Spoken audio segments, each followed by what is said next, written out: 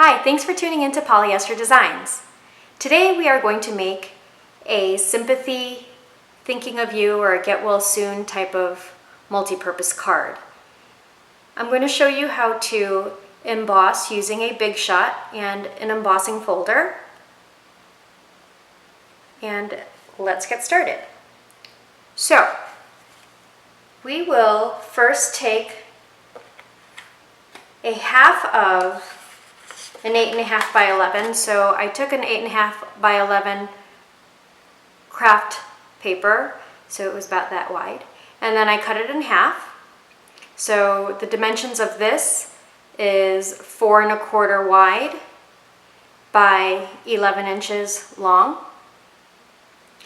And the embossed part, we're actually going to trim down. I had a piece of white cardstock that was left over from a different project, and we can just take this and trim it down to size. So we're going to need 2 4 by 5 1/4 inch pieces. So I'm going to go ahead and trim that down on my paper trimmer here.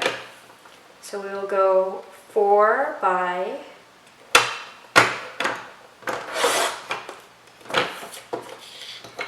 5 1/4. So we're going to use two of those. So there's 1 and 2. Okay, so we have 2 pieces of the white. Now what we're going to do is take one of the white pieces of cardstock and use I chose the Cuttlebug folder, and this one is called Bird Call.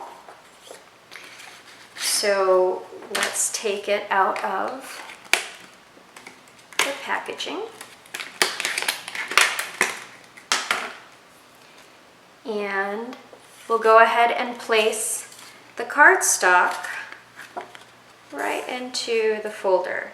And what I like to do is just kind of line it up at the edges here, so it looks something like that.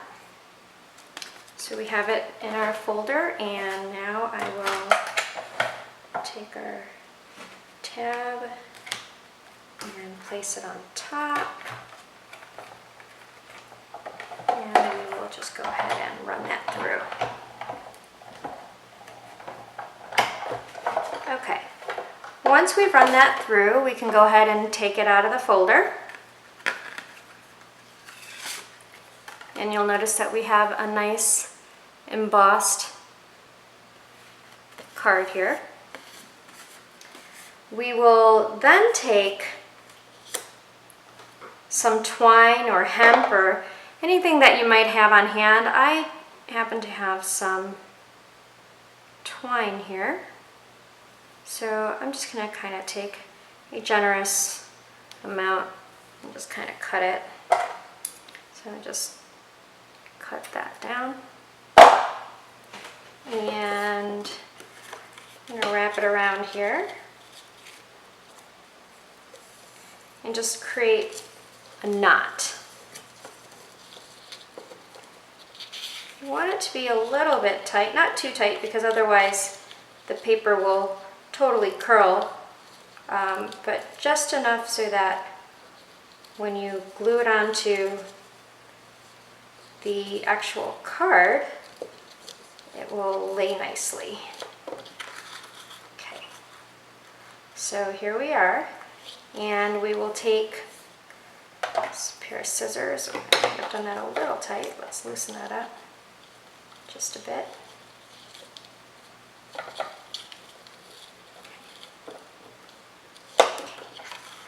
There we go. And we can trim that down. Oh, let's say about there and there. Okay. And position the knot in whatever way you want. So you have that. And then on the back of it, we'll go ahead and apply some adhesive. Now I'm going to actually apply a little bit more than usual because craft paper is sometimes a little bit tough to get stuff to totally stick on. So I'm just going to be a little bit generous in my adhesive here. Okay, so we have the adhesive, and we're going to take the half of the 8.5 by 11, and I'm going to go ahead and just position that right towards the edge here, giving it an even border on each of the sides. So you notice it kind of frames it out like that. And I'm going to go ahead and fold that here. I actually, before the video, I scored it so it can fold a little bit easier. So it folds right in half like that.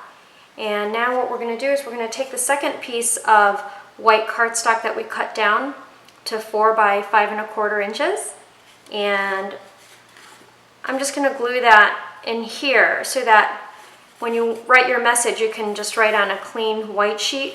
You can do it without it if you choose to use like a Sharpie and write on the natural craft paper. That works just as well. But for this video, I'm just going to go ahead and take